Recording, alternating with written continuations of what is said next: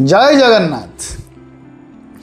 मनरे जदि अजणा भय बढ़ुची अधिक नेगेटिव चिंता आपण को अशांत करुची तेबे यह हूँ आपण कुंडली रे राहु इम्बालांस संकेत।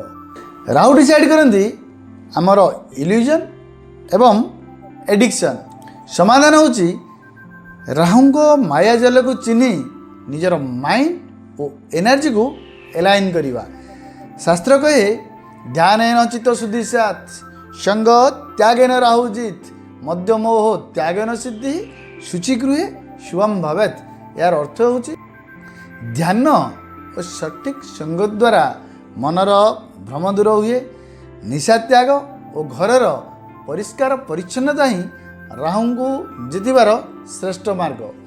छायाग्रह राहु कहती मुझे शिखर में बसाए जीए मोर माया को चिन्हे एवं भ्रमरु बाहरी आसे।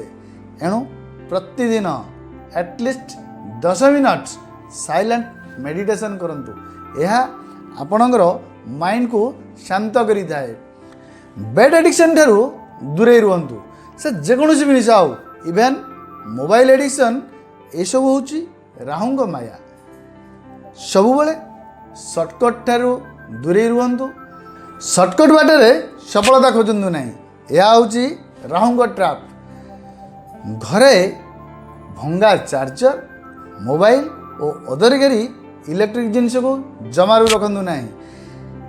निजर बाथरूम को सब सफा और सुगंधित रखु।